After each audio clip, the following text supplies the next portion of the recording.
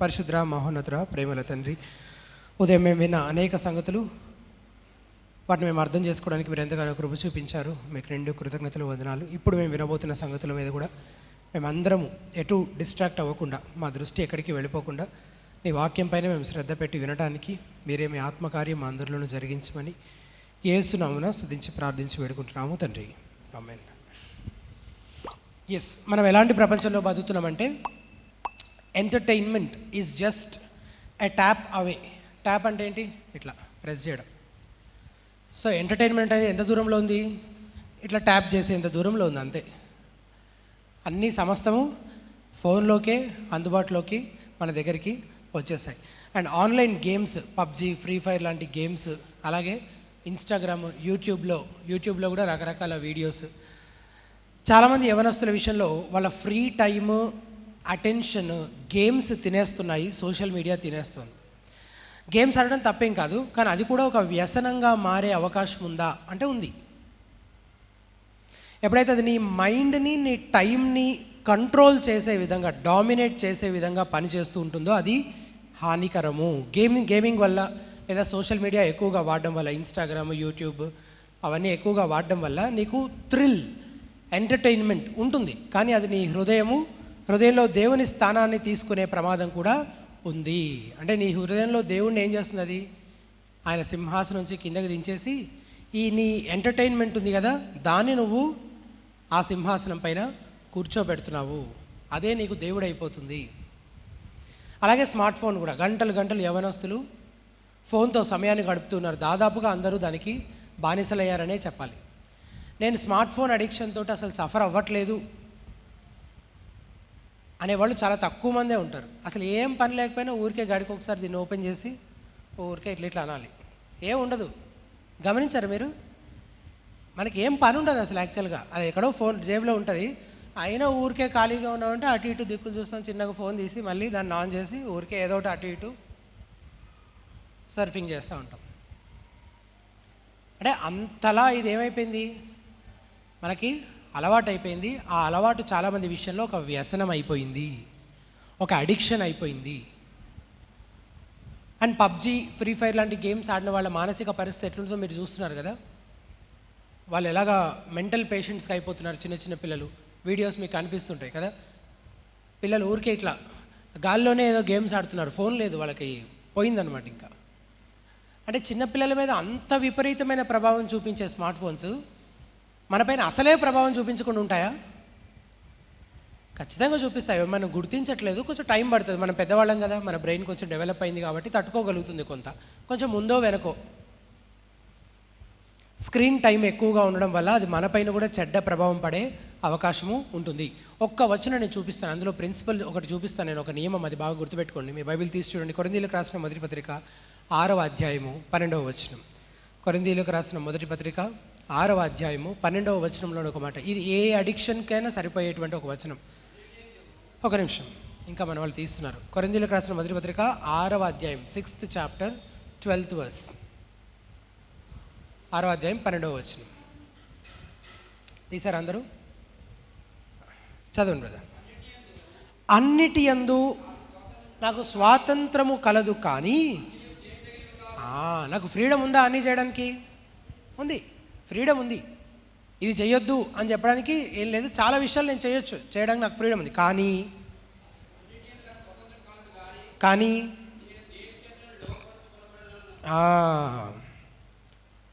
అన్నిటి యందు నాకు స్వతంత్రం కలదు, అన్నీయూ చేయదగినవి కావు. అన్నిటి యందు నాకు స్వతంత్రం కలదు, కానీ దేని చేత నేను లోపరుచుకొనబడనొల్లను. ఆ మాట అండర్లైన్ చేసుకోండి. ఏంటంట? లోపరచుకొనబడనొల్లను. నన్ను లోపరుచుకుంటున్న విషయం ఏది అంటే, నేను దేని చేత కంట్రోల్ చేయబడను, దేని అధికారం కిందకి నేను వెళ్ళిపోను. ఇంకేదో నన్ను కంట్రోల్ చేసేలాగా, నన్ను డామినేట్ చేసేలాగా, నన్ను నియంత్రించి దానికి బానిసలా నన్ను చేసుకునేలాగా నేను దేనిని అనుమతించను అని పౌలు చెప్తున్నాడు. సిగరెట్లు తాగకపోతే ఇంకా ప్రాణం ఇట్లా లాగుతూ ఉంటుంది అనే స్టేజ్కి ఎవరైనా వచ్చారంటే ఏంటి అర్థం? అది వాళ్ళ పైన ఆధిపత్యం చేస్తుంది, అది వాళ్ళని నియంత్రిస్తుంది. తాగకపోతే మొత్తం నరాలన్నీ ఆ డ్రగ్స్ తీసుకోకపోతే మొత్తం ఈ నర్వస్ సిస్టమ్ అంతా వాళ్ళు ఉక్కిరి బిక్కిరి అయిపోతున్నారు. ఎందుకు? అది వాళ్ళపైన నియంత్రణ పట్టు సాధించింది. సీరియల్ ఒక్కరోజు మిస్ అయిపోతే అసలు ప్రాణం విలువిలా కొట్టుకుపోతుంటుంది చాలామందికి. అంటే వాళ్ళు దానికి ఏమయ్యారని అర్థము? అడిక్ట్ అయ్యారు, బానిసలయ్యారు అని అర్థం. అలాగే ఎంటర్టైన్మెంట్ కూడా అంతే అన్నమాట. గేమ్స్ కూడా అంతే. నన్ను లోబరుచుకుంటున్న విషయం ఏది? నేను ఇది మిమ్మల్ని అడగాలనుకుంటున్న ప్రశ్న. నేను మహా అయితే ఈరోజు రేపు చాలా కొన్ని విషయాలే కవర్ చేయగలుగుతాను, నేను అన్నిటి గురించి నేను మాట్లాడలేను. కానీ నేను మిమ్మల్ని ఈ వచనం ఆధారం చేసుకుని అడుగుతున్న ప్రశ్న, నిన్ను లోపరుచుకుంటున్న విషయం ఏది? నీ టైం అంతా తినేస్తున్న విషయం ఏది? నీ మనసంతా నిండిపోయి నిన్ను నియంత్రిస్తున్న, నిన్ను అదుపు చేస్తున్నటువంటి ఆ వ్యసనం ఏది అని ప్రతి ఒక్కరూ వారిని వారు పరిశీలించుకోవాలి. నా కుటుంబానికి, నా దేవునికి, నా చదువుకు నేను కేటాయించాల్సిన సమయం అంతా ఎక్కడ వెచ్చిస్తున్నాను, నా డబ్బంతా ఎక్కడికి వెళ్ళిపోతుంది అని ప్రతి ఒక్కరూ ఆలోచించుకోవాలి. చాలామంది యవనస్తులు రాత్రంతా కూర్చొని ఆ గేమ్స్ ఆడటము, యూట్యూబ్లో వీడియోస్ చూడడం, ఇన్స్టాగ్రామ్ రీల్స్ చూడడం. మీకు చెప్తే ఆశ్చర్యపోతారు. ఒక సగటు భారతీయుడు ఆన్ అన్ యావరేజ్ రోజుకి ఇన్స్టాగ్రామ్ ఎన్నిసార్లు ఓపెన్ చేసి చూస్తున్నాడో తెలుసా? 40 కంటే ఎక్కువ సార్లు. అంటే ఇక్కడ ఇంకొక విషయం కూడా మనకు ఇంకెక్కడో తేడా జరుగుతుంది. ఏంటి తెలుసా? అసలు అంత టైం ఎక్కడుంది? అసలు ఎందుకు ఉంది అంత టైం? ఎందుకుంది? ఎందుకంటే ఏం పని చేయట్లేదు కాబట్టి. అయితే నువ్వు చదువుకోవాలి లేదా ఉద్యోగం చేయాలి. ఈ రెండూ చేయకుండా ఖాళీగా తిని కూర్చునే వాడికి ఇంకేం పని ఉంటుంది? ఇంకిదే పని. ఇందాక పాస్టర్ గారు జ్ఞాపకం చేశారు కదా, ఈ మాటను ఆధారం చేసుకుని పౌలు భక్తుడు చెప్తున్న ఈ మాట, నేను దేని చేతను లోపరుచుకొనబడనొల్లను అనే తీర్మానం ఈరోజు ప్రతి ఒక్కరు ఇక్కడ ఉన్న వారంతా చేసుకోవాలని నేను విజ్ఞప్తి చేస్తున్నాను. దేని చేతను నేను లోపరుచుకొనబడనొల్లను. పౌలు భక్తుడు ఒకసారి అంటాడు, నేను నా శరీరాన్ని నేనేం చేస్తున్నాను? నలగొడుతున్నాను, దాన్ని నా నియంత్రణలోకి, to bring it under my subjection, దాన్ని నా చెప్పు చేతుల్లోకి తెచ్చుకోవడం కోసం నన్ను నలగొడుతున్నానని చెప్పాడు. ఈ మాట నాకు ఫస్ట్ ఎవరు చెప్పారు తెలుసా? ఒక కరాటే క్లాస్లో మా మాస్టర్ చెప్పారనమాట ఈ మాట. అక్కడేం సంబంధం అంటారా? ఆయన కూడా క్రిస్టియనే. ఆయన ఏం చెప్పారంటే, పొద్దున్నే లేగవడానికి మేము బద్దకిస్తుంటే ఒకరోజు ఆయన క్లాస్లో చెప్పిన మాట ఇది. పౌలు భక్తుడు చెప్తున్నాడు, నా శరీరాన్ని నేను లోబరుచుకోవడం కోసం దాన్ని నలగొడుతున్నానని. ప్రతి క్రైస్తవుడు ఆ పని చేయాలి.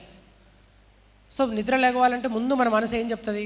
ఇంకొంతసేపు పడుకో, ఏం కాదు, ఇంకాసేపు అయితే అయిపోతుంది, ఈరోజు క్లాస్ మిస్ అయితే ఏమవుతుంది, ఇట్లా చాలా ప్రేరేపణలు లోపల నుంచి వస్తుంటాయి కదా. పౌలు భక్తుడు ఏం చెప్తున్నాడంటే, నీ శరీరం చెప్పినట్టుగా నువ్వు వినకు, నువ్వు చెప్పినట్టుగా నీ శరీరం వినాలి. అది ఏం చేయాలి, ఏం చేయకూడదు, కూర్చోవాలా, లెగవాలా, పడుకోవాలా, ఏం చేయాలని చెప్పి ఎవరు చెప్పాలి? నువ్వు చెప్పాలి నీ శరీరానికి. అవసరమైతే దాన్ని ఏం చేయాలి? నలగొట్టాలి కూడా. కానీ మన విషయంలో ఏం జరుగుతుంది? రివర్స్ జరుగుతుంది. మనం ఏం చేయాలి, ఎక్కడ ఉండాలి, ఏం తినాలి, ఎక్కడ ఉండాలి అనేది అంతా ఎవరు చెప్తారు? లోపల నుంచి వస్తుంటాయి. ఆ ప్రేరేపణలు, ఆ కోరికలు, ఆ ఆలోచనలకు తగ్గట్టుగా మనం చేసుకుంటూ పోతుంటాం. అలా కాదు, శరీరాన్ని నలగొట్టైనా సరే దాన్ని లోబరుచుకోవాలి. దేవుడు చేయమన్నదే చేయడానికి మనము తీర్మానించుకోవాలి. నేను దేని చేతను లోబరుచుకొనబడనొల్లను, దేనిని నా పైన అధికారం చేయడానికి నేను ఒప్పుకోను, అంత దూరం నేను రానివ్వను దేనిని అనే తీర్మానం ప్రతి ఒక్కరు చేసుకోవాలి. దినములు చెడ్డవి కనుక మీరు సమయమును పోనీయక సద్వినియోగం చేసుకొనొచ్చు. అజ్ఞానుల వలె, అంటే సమయం వేస్ట్ చేసేవాడు ఏమంటున్నాడు పౌలు భక్తుడు? అజ్ఞాని అని అంటున్నాడు. జ్ఞానుల వలె నడుచుకున్నట్లు జాగ్రత్తగా చూసుకోండి. సాతాను మనల్ని ప్రతిసారి భయంకరమైన పాపాల్లో చిక్కుకునేలా చేయడంట. ఈ మాట వినండి జాగ్రత్తగా. సాతాను మనల్ని ప్రతిసారి పెద్ద పెద్ద భయంకరమైన పాపాల్లో చిక్కుకునేలా చేయడంట. వాడు ప్రతిసారి తరచూ చేసే పని ఏంటో తెలుసా? చెయ్యాల్సింది చేయకుండా మన మనసులను అనవసరమైన వాటికి తిప్పుతాడంట. మీకు అర్థమైందా? మీరు ఇప్పుడు ఖాళీగా కూర్చొని ఇన్స్టా రీల్స్ చూస్తున్నారు. మీరేమనుకుంటారు? అది పెద్ద విషయం, దాంట్లో పెద్ద తప్పే ఉంది అని అనుకుంటారు. కానీ అక్కడే ఉంది అసలు వాడు తరచూ చేసే పనే అది. ఎందుకు? ఒక గంట సమయం నువ్వు ఫోన్ చూసావు, ఆ గంట సమయంలో నువ్వు చేయాల్సిన పని ఏదో ఉంది కదా. ఆ చెయ్యాల్సిన పని నువ్వు చెయ్యకుండా నీకు ఈ డిస్ట్రాక్షన్ పెట్టి నిన్ను తప్పించగలుగుతున్నాడంటే వాడు సక్సెస్ అయినట్టే. ఇంకా ఎందుకు? నువ్వు చేయాల్సిన పనులు ఏమున్నాయి? చాలా ఉంటాయి. నువ్వు చదువుకోవాలి, ఉద్యోగం ఉంటే ఉద్యోగంకి వెళ్ళి పని చేయాలి, బైబిల్ చదువుకోవాలి, ప్రార్థనకి వెళ్ళాలి, నీ ఇంట్లో సహాయం చేయాలి, నీ సొంత పనులు ఏమో నువ్వు చేసుకోవాలి. దేవుడు నీకు బైబిల్లో ఆజ్ఞాపించి చెప్పిన నీ బాధ్యతలన్నీ నువ్వు చేయకుండా నీ మనసును వేరే దాని మీదకి వాడు మళ్ళించగలిగితే వాడు సక్సెస్ అయినట్టే కదా. నువ్వు ఇక అక్కడికి వెళ్ళి కూర్చొని నువ్వు ఏమైనా చేసుకో. ఇంకా నువ్వు ఆ ఫోన్ పట్టుకొని ఎన్ని గంటలు కూర్చుంటే అన్ని గంటలు కూర్చో. వాడు హ్యాపీగా సంతోషంగా వాడు రిలాక్స్డ్గా ఉంటాడు అనమాట. ప్రతిసారి నేను ఏదైనా భయంకరమైన పాపంలో చిక్కుకునేలా చేయడమే కాదు వాడి కుతంత్రం. నువ్వు చేయాల్సింది చేయకుండా నిన్ను డిస్ట్రాక్ట్ చేసి నీ మనసును దారి మళ్ళించి పనికిరాని వాటి మీదకి, అనవసరమైన వాటి మీదకి, ఉపయోగం లేని వాటి వైపు మళ్ళించడం కూడా వాడి కుతంత్రమే. పైనున్న వాటి మీదే కానీ భూ సంబంధమైన వాటి మీద మనస్సు పెట్టుకొనకుడి అని కొలసి 3:12 పౌలు భక్తుడు చెప్తున్నాడు. ఒకవేళ మీరు బైబిల్ చదవకుండా, ప్రార్థన చేయకుండా గంటలు గంటలు గేమ్స్ ఆడటమే కాదు, ఫోన్లో ఇంకా ఏదైనా చూస్తూ ఉంటే కనుక మీ మనసు ఎక్కడుందో ఆలోచించుకోవాలి, వేటిపైన ఉందో ఆలోచించుకోవాలి. గేమింగ్ వల్ల, స్మార్ట్ ఫోన్ ఎక్కువగా వాడడం వల్ల చాలా నష్టాలు ఉన్నాయి. క్లుప్తంగా 1, 2, 3 చెప్తాను నేను. మెంటల్ అండ్ ఇమోషనల్ హార్మ్, మానసికంగా భావోద్వేగాల పరంగా మనకి హాని కలుగుతుంది. ఎందుకు? కోపం ఎక్కువైపోతుంది, చిరాకు ఎక్కువైపోతుంది, డిప్రెషన్ ఎక్కువైపోతుంది. ఎక్కువసేపు చదవాలనుకుంటే చదువు మీద ఫోకస్ చేయలేము. ఎక్కువ కదలకుండా కూర్చొని 1 గంట చదవమంటే చదవలేము. మీలో ఎంతమంది ఒక 2-3 గంటలు కూర్చొని ఒక పుస్తకం చదవగలుగుతారు చెప్పండి? చేయలేరు. 99% ఇక్కడున్న వాళ్ళు చేయలేరు. దానికి ఇదొక కారణం. మీరు అలా తదేకంగా కూర్చొని ఒక దానిపైన దృష్టి పెట్టలేకుండా దీని యొక్క చెడ్డ ప్రభావం మీ పైన విపరీతంగా ఆల్రెడీ పడింది. Spiritual damage. మీకు వాక్యం చదవడం ఇష్టం ఉండదు, ప్రార్థన చేయడం ఇష్టం ఉండదు, మీకు చర్చికి వెళ్ళడం ఇష్టం ఉండదు, ఆరాధించడం ఇష్టం ఉండదు, సహవాసము చర్చ్ సభ్యులతోటి విశ్వాసులతోటి క్రిస్టియన్స్ తోటి ఫెలోషిప్ చేయడం అంటే అస్సలు ఇంట్రెస్ట్ ఉండదు. ఎందుకు? మీ ఇంట్రెస్ట్, మీ మనసు అంతా ఎక్కడుంది?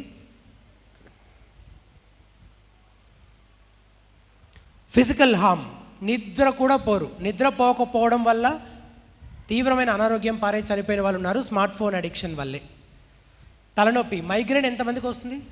నేను చేతులు ఎత్తమంటే మీరు ఎత్తరు, కానీ ఈ హాల్లో చాలామందికి మైగ్రేన్ ప్రాబ్లం ఉంటుంది. విపరీతమైన తలనొప్పి, ఎక్కువ స్క్రీన్ టైం, ఈ స్క్రీన్ తదే పనిగా గంటలు చూడడం వల్ల మైగ్రేన్ వచ్చే అవకాశాలు ఉంటాయి.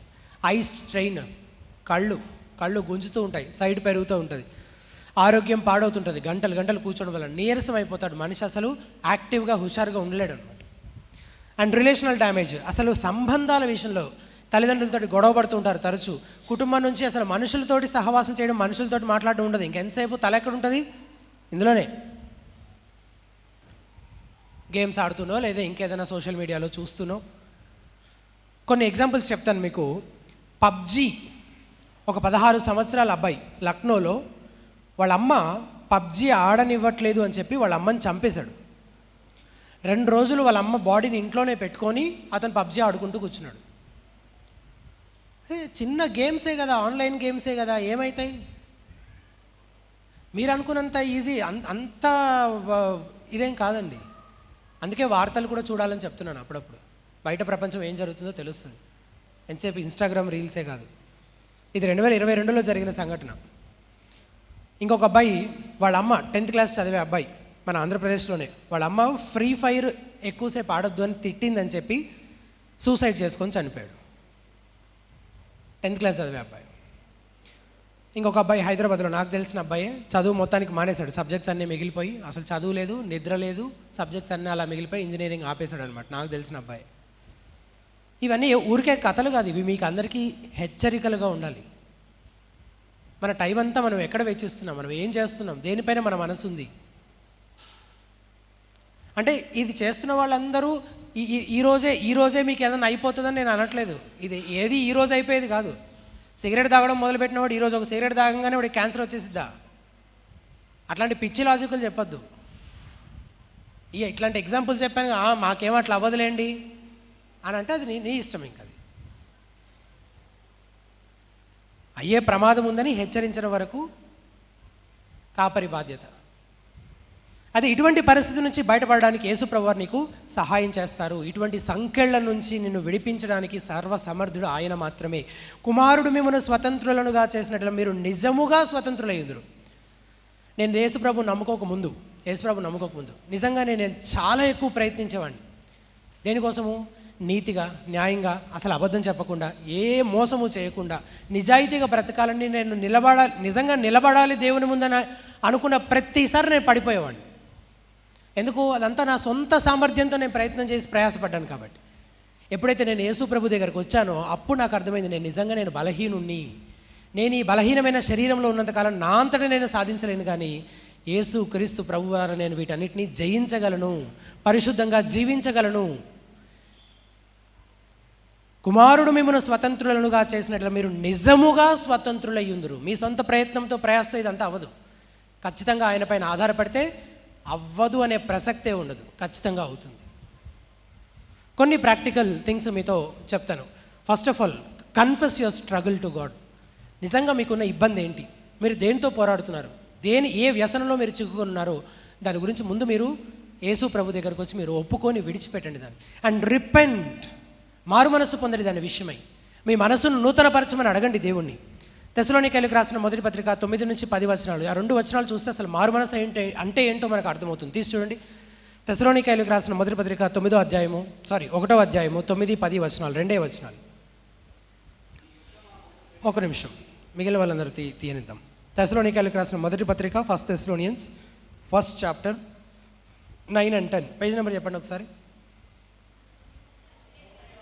185, 185, 1వ అధ్యాయం 9-10 వచనాలు. 9వ వచనం. మీ యొద్ద మాకెట్టి ప్రవేశము కలిగినో అక్కడి జనులు మమ్మను గూర్చి తెలియజెప్పుచున్నారు. మరియు మీరు ఇక్కడ నుంచి చూడండి, ఈ మాట చూడండి. మీరు విగ్రహములను విడిచిపెట్టి జీవము గలవాడును సత్యవంతుడు నగు దేవునికి దాసులగుటకును అని కామ పెట్టారు కదా, అదొక విషయం. తర్వాత దేవుడు మృతులలో నుండి లేపిన యేసు, అనగా రాబోవు ఉగ్రత నుండి మనల్ని తప్పించుచున్న ఆయన కుమారుడైన యేసు పరలోకము నుండి వచ్చునని ఎదురు చూచుటకును, మళ్ళీ ఇంకో కామ పెట్టారు. ఈ మధ్యలో అదంతా బ్రాకెట్స్లో పెట్టి ఇప్పుడు ముందున్నది తర్వాత ఉన్నది చదువుదాం. ముందేముంది? మరియు మీరు విగ్రహములను విడిచిపెట్టి, దాన్ని అండర్లైన్ చేయండి. మరియు మీరు విగ్రహములను విడిచిపెట్టి, ఇప్పుడు ఏం చేయాలి? ఆ బ్రాకెట్స్లో పెట్టిన దానికి చివరికి వచ్చేయండి. మీరేలాగు దేవుని వైపునకు తిరిగితిరో ఆ సంగతి వారే తెలియజేస్తున్నారు. ఈ రెండు ఫ్రేజెస్ ఉన్నాయి అక్కడ. ఏంటి? మీరు విగ్రహములను విడిచిపెట్టి, తర్వాత మీరు ఏలాగు దేవుని వైపుకి తిరిగితిరో. ఈ రెండు రిపీట్ చేయండి. ఫస్ట్ది ఏంటి? అందరు కలిసి చెప్పండి. మీరు విగ్రహములను విడిచిపెట్టి. రెండవది, మీరు ఎలాగూ దేవుని వైపుకి తిరిగితిరో. విగ్రహములను విడిచిపెట్టాలి, దేవుని వైపుకు తిరగాలి. మీ హృదయములో వేటిని మీరు దేవుని స్థానంలో విగ్రహములుగా పెట్టుకొని దాన్ని ఇంకా కావాలని కోరుకుంటున్నారో వాటన్నింటినీ మీరు విడిచిపెట్టి మీరు దేవుని వైపుకు తిరగడమే మారు మనసు పొందడం. ఈ పాప సంబంధమైన వాటిని నేను పట్టుకొని ఉంటాను, అదే సమయంలో నాకు యేసు ప్రభు కూడా కావాలి, నేను క్రైస్తవుడు కాబట్టి బ్రతుకుతాను అంటే అది అసాధ్యం. అలాంటి క్రైస్తవ్యం ఏది లేదు. నేను పాపంలోనూ కొనసాగుతూ ఉంటాను. నువ్వు రహస్యంగా ఏ పాప సంబంధమైన విషయాల్లో మునిగిపోయి ఉన్నావు అది నీకు తెలుసు. అందులో ఉంటూనే నేను రక్షించబడ్డాను, నేను క్రైస్తవురాలు, నేను పరలోకంకి వెళ్ళిపోతున్నాను అంటే అది నీ భ్రమ. నువ్వు నరకానికే వెళ్తున్నావు. నువ్వు నీ మనసులో ఉన్న విగ్రహమును విడిచిపెట్టకుండా, పాపమును విడిచిపెట్టకుండా, అందులోనే సుఖపడుతూ, అందులోనే మునిగి తేలుతూ, దాన్నే కావాలనుకుంటూ, దానికోసమే గంటలు వెచ్చిస్తూ, అందులోనే నీ ఆనందం అంతా ఇంకా లోతుగా మునిగిపోవాలని పరితపిస్తూ, నేను కేవలం చర్చకు వస్తున్నాను కాబట్టి, బైబిల్ వింటున్నాను కాబట్టి, ప్రసంగాలు వింటున్నాను, బైబిల్ చదువుతున్నాను, ప్రార్థన చేస్తున్నాను, కానుకేస్తున్నాను కాబట్టి నేను పరలోకంకి వెళ్ళిపోతున్నాను అంటే అది నీ భ్రమ. నువ్వు నరకానికే వెళ్తున్నావు. నీ జీవితంలో నిజమైన మార్పు లేదు అని అంటే ఖచ్చితంగా చెప్తాను, నువ్వు రక్షించబడలేదు. దెర్ ఇస్ నో డౌట్, దాంట్లో అనుమానమే లేదు. కాబట్టి ప్రియమైన చెల్లి, తమ్ముడా, ఆ విగ్రహములను విడిచి దేవుని తట్టుకు నీవు తిరిగితే ఈ వ్యసనములన్నింటి నుంచి, ప్రతి విధమైన పాప సంబంధమైన వాటి నుంచి యేసు క్రీస్తు మీకు విడుదల అనుగ్రహించి మిమ్మల్ని స్వతంత్రులుగా చేస్తాడు. అది రెండవది. మూడవది, uninstall games or unwanted apps that are enslaving you. ఫోన్లో అసలు ఎట్లాంటి అప్లికేషన్స్ ఉంటున్నాయి మన ఫోన్లో? నిజంగా if you are really serious, ఏదో నేను చెప్పడానికి నేను చెప్పేవాడిని, నేను వచ్చి నిలబడ్డాను చెప్తున్నాను, అలాగే రమ్మన్నారు కాబట్టి వచ్చి కూర్చొని వింటున్నాం అని అంటే మీకోసం కాదు ఇది. ఎవరైతే నిజంగా సీరియస్గా మాకున్న అడిక్షన్స్ నుంచి మేము బయటపడాలనుకుంటున్నారో వాళ్ళ కోసం చెప్తున్నాను. మీరు నిజంగా సీరియస్గా ఉంటే మీ ఫోన్లో మీకు అనవసరమైనవి, మీ టైం వేస్ట్ చేసేవి, మీరు దేనికైతే అడిక్ట్ అయి ఉన్నారని మీకు అనిపిస్తుందో అట్లాంటి గేమింగ్ యాప్స్ కావచ్చు, షాపింగ్ యాప్స్ కావచ్చు, లేకపోతే మిగిలినవిగా అవన్నీ అన్ఇన్స్టాల్ చేయండి. ఫస్ట్ థింగ్ మీరు వాటిని అన్ఇన్స్టాల్ చేయాలి. రెండవది, create boundaries and schedules. Bible చదివేటప్పుడు, చర్చ్కి వచ్చినప్పుడు, కుటుంబం అంతా కలిసి భోజనం చేసేటప్పుడు, ఫ్యామిలీ టైం స్పెండ్ చేసేటప్పుడు ఫోన్ స్విచ్ ఆఫ్ చేయడం నేర్చుకోండి. రీసెంట్గా నేను చాలా కాలం నుంచి చేస్తూ వచ్చిన ఒక పని, భోజనం చేసేటప్పుడు నాకు వార్తలు చూడడం అలవాటు అనమాట. రీసెంట్గా ఒక 1 month బ్యాక్ ఏమో ఒకసారి నేను ఇట్లాగే భోజనం చేస్తూ ఫోన్ చూస్తూ ఉన్నాను, వార్తలు వస్తూ ఉంటాయి. ఖచ్చితంగా ఎవ్రీడే ఆ 20 minutes వార్తలు చూడడం నాకు చాలా కాలం నుంచి అలవాటు అయిపోయింది. నా భార్య ఉన్నట్టుండి సడన్గా నా మీద కోప్పడింది. కానీ మనిషి నేను కూర్చున్నాను, నువ్వు ఫోన్ చూస్తున్నావు ఏంటి అని. మేమిద్దరం తరచుగా మాట్లాడుకుంటూనే ఉంటాం చాలాసార్లు. బట్ స్టిల్ ఆ టైంలో నేను ఆమెతో మాట్లాడవచ్చు కూర్చొని, అండ్ అది ఆమె ఎక్స్పెక్ట్ చేస్తుంది. సో నేను తీర్మానించుకున్నాను, ఇంక నేను భోజనం చేసేటప్పుడు నేను ఫోను చూడను. ఆమెతో మాట్లాడుకోవడానికి ఏం లేకపోతే కలిసి భోజనం చేస్తాం అంతే, కానీ ఫోన్ మాత్రం చూడను.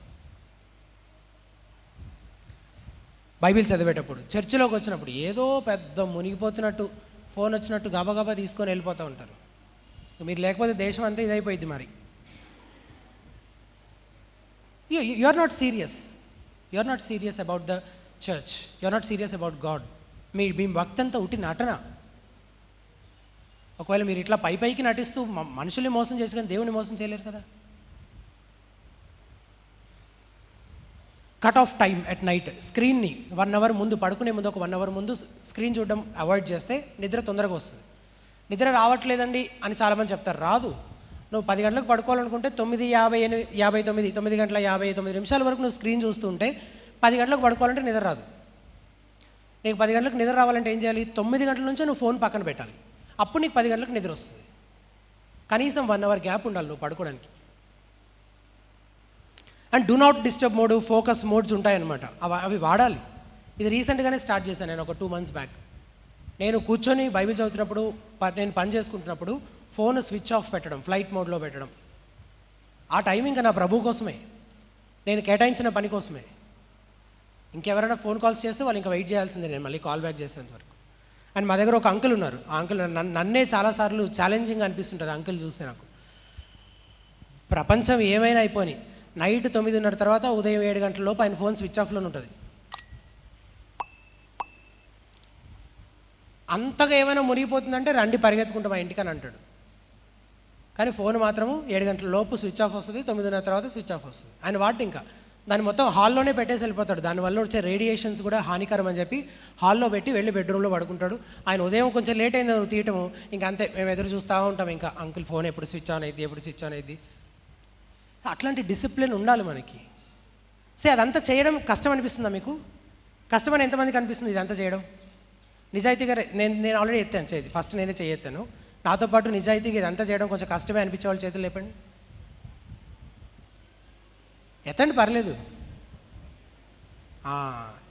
మనకి ఎందుకు కష్టం అనిపిస్తుంది చెప్పండి. ఫోన్ లేని వాళ్ళు ఏం మురిసిపోకండి. ఫోన్ లేకపోతే మీకు అసలు దానివల్ల సమస్య ఏముంటుంది? ఇంకా ఉన్నవాళ్ళ సంగతి ఇదంతా.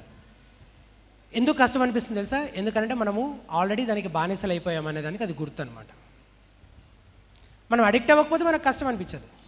ఆల్రెడీ మనం దాన్ని అదొక వ్యసనం అయిపోయింది కాబట్టి మనకు కష్టం అనిపిస్తుంది.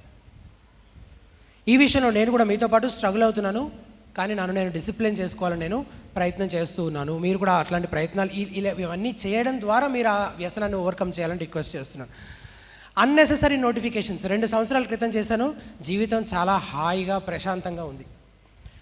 నోటిఫికేషన్స్ నిజంగా ఏదో ప్రైమ్ మినిస్టర్ దగ్గరికి నుంచే వచ్చినట్టు. అది కేక్ అనగానే ఎవరో ఫోన్ చేశారు, ఎవరో మెసేజ్ పెట్టారని గబాగబా దాన్ని ఓపెన్ చేసి చూడాలి. ఇప్పుడు అర్జెంటుగా చూడాలి దాన్ని.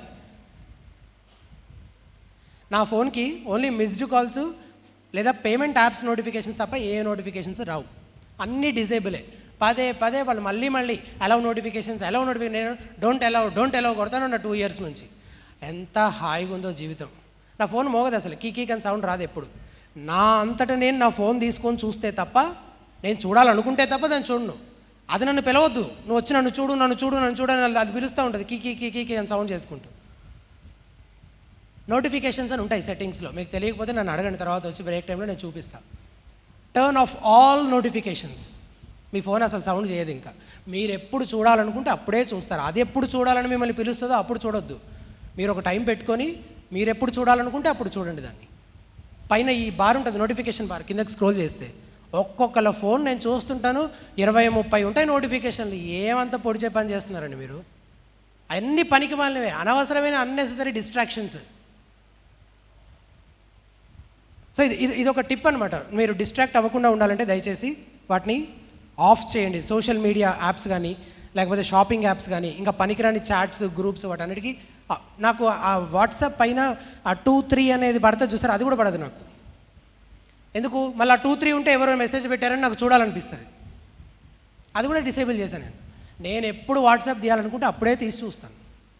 అంత అర్జెంట్ అయిన వాళ్ళు ఏం చేస్తారు? ఫోన్ చేస్తారు కదా. మళ్ళీ చెప్తున్నాను, ఇదంతా నిజంగా సీరియస్గా తీసుకునే వాళ్ళ గురించి చెప్తున్నాను. స్క్రీన్ టైంని లిమిట్ చేయడం. మీరు ఇన్ని సంగతులు చెప్తున్నారు, మీరు ఇన్స్టాగ్రామ్ చూడరా అని అనద్దు. నేను కూడా చూస్తాను ఇన్స్టాగ్రామ్. దానికి కూడా ఒక టిప్ ఉంది, ఇది కూడా 2.5 years నుంచి నేను పాటిస్తున్నాను. స్క్రీన్ టైంని మనం లిమిట్ చేయడానికి ప్రతి యాప్కి టైం సెట్ చేయొచ్చు. ప్రతి యాప్కి. నా ఇన్స్టాగ్రామ్ యాప్ నా ఫోన్ ఇస్తాను, మీరు చెక్ చేయండి. 1/2 hour టైం లిమిట్ ఉంటుంది. నేను కూడా చూస్తాను, ఓపెన్ చేస్తాను ఫ్రీ టైంలో. 1/2 hour అవ్వగా నాది ఆటోమేటిక్గా క్లోజ్ అయిపోతుంది. సో నేను మానేసిన రోజులు చాలా ఉన్నాయి, కానీ 1/2 hour కంటే ఎక్కువ చూసిన రోజులు ఎప్పుడూ లేవు. ప్రతి యాప్కి ఒక టైం పెట్టుకోండి. టైం పెట్టుకోమంటే ఒక్కోదానికి 3-4 గంటలు పెట్టుకోవద్దు. మీకున్న టైంని బట్టి జాగ్రత్తగా ప్లాన్ చేసుకోండి మీరు. అండ్ ఈ విషయంలో మీరు ఒక్కరే ఫైట్ చేయలేరు. ఖచ్చితంగా మీరు ఒక్కరే ఫైట్ చేయలేరు. అకౌంటబిలిటీ, జవాబుదారీతనం, మిమ్మల్ని అడిగేవారు ఉండాలి, మీకు హెల్ప్ చేసేవాళ్ళు. మీ పేరెంట్సో, మీ అన్నదమ్ములో, మీ అక్క చెల్లెల్లో, లేదా మీ ఫ్రెండ్సో. అరే మన ఇద్దరము ఖచ్చితంగా ఈ డిసిప్లిన్స్ పెట్టుకొని మనం పాటిద్దాము. ప్రతి వీక్ దీని గురించి మాట్లాడుకుందాం. మనం దీన్ని నిజంగా ఓవర్కమ్ చేయగలుగుతున్నామా లేదా అనేది ఒకరికొకరము హెల్ప్ చేసుకుందామని. ఎవరో ఒకరు హెల్ప్ తీసుకోండి. మీరు ఒక్కరే దాన్ని ఫైట్ చేయడము కష్టమే అవ్వచ్చు. And be busy with work. ఇందాకే నేను చెప్పాను, ఎందుకంత ఖాళీ టైం ఎందుకు దొరుకుతుంది అసలు? ఏ పని పాట లేకుండా ఇవన్నీ పనికిమాలిన పనులు చేయడానికి అంత తీరిక ఎందుకు ఉంటుంది మనకి? అంటే మనం చేయాల్సిన చాలా పనులు చేయట్లేదని అర్థం. సో ఏమి చెయ్యొద్దో అవి చేయట్లేదు, ఓకే. మరి ఆ టైం అంతా ఏం చేస్తాం మనం? ఊరికే కూర్చొని పై చూస్తుంటే పిచ్చోడు అంటారు. అట్లా ఉండలేము ఎక్కువసేపు. కాబట్టి you should replace it with work. పనితోటి దాన్ని ఏం చేయాలి? రీప్లేస్ చేయాలి. ఆ టైం అంతా ఈ డిస్ట్రాక్షన్స్ అన్నీ తీసేస్తే బోల్డ్ అంత టైం ఉంటుంది మనకి. ఆ టైంని ఏం చేయొచ్చు? మనము పనికొచ్చే పనులకి, ప్రయోజనకరమైన పనులతో మనం ఆక్యుపై అయిపోయి ఉండాలి. Develop godly habits. బైబిల్ చదవటము, ప్రార్థన చేయడము, మ్యూజిక్ వినడము, మంచి దేవుని పాటలు ఏమైనా వినడము, పుస్తకాలు చదవడము, చర్చిలో మందిరంలో ఏదైనా పనులుంటే చేయడము, మంచి గాడ్లీ ఫ్రెండ్స్, మెంటర్స్ ఉంటే వాళ్ళని విజిట్ చేయడం, వాళ్ళతో కొంచెం టైం స్పెండ్ చేయడం, కలిసి వాళ్ళతో బైబిల్ చదవడం, పుస్తకం చదవడం, కలిసి బుక్ రీడింగ్ ఎంత బాగుంటుందో తెలుసా? ఒక బిలీవర్ అయితే, నువ్వు నిజంగా ఒక క్రిస్టియన్ అయితే you will really enjoy it. నువ్వు, ఇంకొక అన్న, ఇంకొక చెల్లి, ఇంకొక తమ్ముడు, ఇద్దరు కూర్చొని ఒక పుస్తకం చదివి, వాళ్ళకు 2-3 పారాగ్రాఫ్స్, నువ్వు ఒక 2-3 పారాగ్రాఫ్స్ చదివి, ఏం చదివామని మాట్లాడుకుంటూ ఉండండి. పనికొచ్చే పనులు చేయాలంటే చాలా చేయొచ్చండి. పొద్దున్నే లేసి ఫోన్ చూడడం కంటే ఒక కీర్తన చదివి ప్రార్థన చేసుకోవడం చేస్తే క్రమంగా కొన్ని వారాల్లోనే మీ స్పిరిచువల్ హంగర్ అది ఇంక్రీజ్ అవుతుంది. అండ్ చివరిది, use your phone as a tool for God's glory. దేవుని మహిమ కోసం మీ ఫోన్ ఎట్లా వాడుకోవాలో మీకు తెలిసి ఉండాలి. అండ్ దాంట్లో ఫస్ట్ది, listen to sermons, podcast, audio Bible, audio books. ఇవన్నీ ఎక్కడుంటాయి? ఫోన్లో అవైలబుల్గా ఉన్నాయి మనకి. ఇప్పుడు ప్రసంగాలు వినొచ్చు. ఆడియో బైబిల్ని తెలుగులో ఆడియో రూపంలో కూడా అందుబాటులో ఉంది, అది మనం వినొచ్చు. చాలాసార్లు చదవడం మనకి ఇబ్బంది అనిపిస్తుంది, కానీ వింటూ ఉండొచ్చు. మనం వినగా కూడా మన మైండ్లో అవన్నీ ఫీడ్ అవుతూ ఉంటాయి. ఆడియో బుక్స్ ఉంటాయి, ఆడియో బైబిల్స్ ఉంటాయి, అవన్నీ మీరు వినొచ్చు. Turn the weapon of distraction into a tool for ministry. మిమ్మల్ని నిజంగా ఏదైతే ఆటంకపరుస్తుందో, అభ్యంతరపరుస్తుందో, దానినే మీకు ప్రయోజనకరమైన ఆయుధంలా మీరు మలుచుకోవాలి, మార్చుకోవాలి, వాడుకోవాలి. మీరు గేమ్స్కి, స్మార్ట్ ఫోన్స్కి బానిసలుగా ఉండడం కోసం దేవుడు మిమ్మల్ని సృజించలేదు. మీరు దేవుని పోలిక స్వరూపంలో సృజించబడ్డారు, అంత మాత్రమే కాదు, క్రీస్తు చేత విమోచించబడ్డారు. ఒక ఉద్దేశం కోసం దేవుడు మిమ్మల్ని సృష్టించాడు. కాబట్టి మీ జీవితం పట్ల దేవుని ఆలోచన ఏంటో తెలుసుకొని దానికోసం బ్రతకండి. ఒక్క వచనం చూపించి నేను ముగిస్తాను. ఎఫెసీలకు రాసిన పత్రిక 2వ అధ్యాయం 8, 9, 10 వచనాలు తీసి చూడండి. ఎఫెసీలకు రాసిన పత్రిక 2వ అధ్యాయం 8, 9, 10 వచనాలు. ఒక నిమిషం, ఇంకా అందరు తీస్తూ ఉన్నారు కదా, వెయిట్ చేద్దాం. ఎఫెసీలకు రాసిన పత్రిక 2వ అధ్యాయం 8, 9, 10 వచనాలు. ఎఫెసీలకు రాసిన పత్రిక 2వ అధ్యాయం 8, 9, 10 వచనాలు. ఓకే, మీరు విశ్వాసము ద్వారా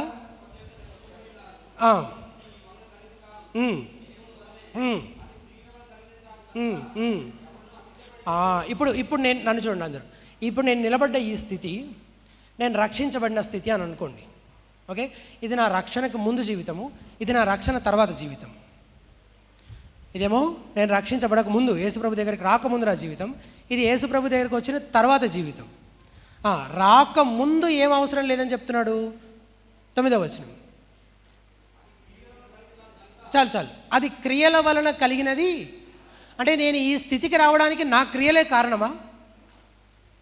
నేనేవో మంచి పనులు చేశాను కాబట్టి, నేనేవో నీతి కార్యాలు చేశాను కాబట్టి, నువ్వు భలే మంచి పనులన్నీ చాలా చేసావు కాబట్టి నేను రక్షిస్తానని దేవుడు నన్ను ఈ స్థితికి తీసుకొచ్చాడా? కాదు. విశ్వాసము ద్వారా కృపచేతనే.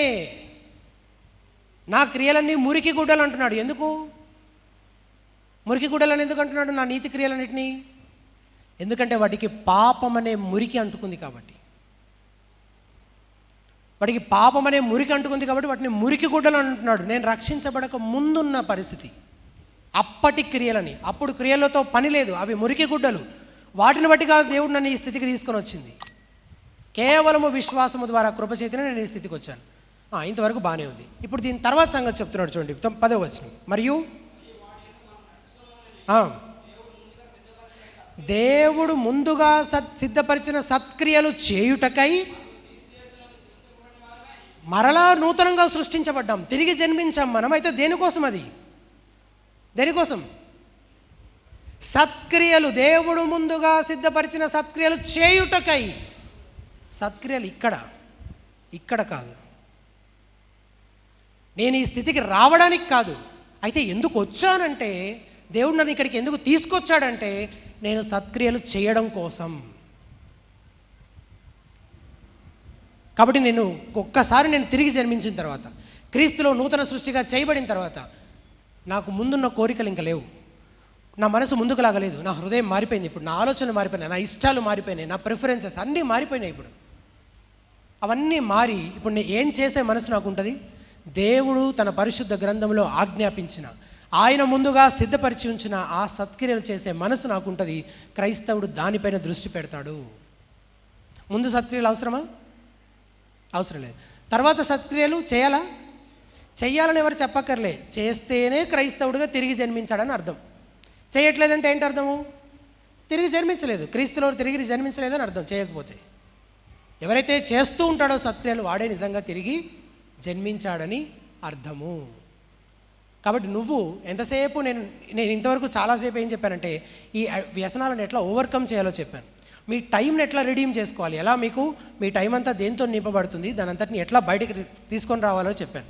మరి ఆ విడిపించిన టైము దానంతా ఏం చేస్తారో చెప్పడం కోసం ఇప్పుడు ఈ వచనం చెప్తాను. దేవుడు ముందుగా సిద్ధపరిచిన ఆ సత్క్రియలు చేయడం కోసం మీరు ప్రయాసపడాలి. అప్పుడే మీరు నిజంగా విశ్వాసి అని రుజువుపరుచుకున్నవారు అవుతారు. ఓకే, మీ టైం ఏదైతే రిడీమ్ చేస్తున్నారో దాన్ని సరి అయిన దైవికమైన ఉపయోగపడే పనులతోటి నింపి, తద్వారా దేవుడు ముందుగా సిద్ధపరిచిన సత్క్రియలు చేయడం ద్వారా మీరు అందరూ దీవించబడాలని ఆశిస్తూ ఇంతటితో ముగిస్తున్నాను. Thank you.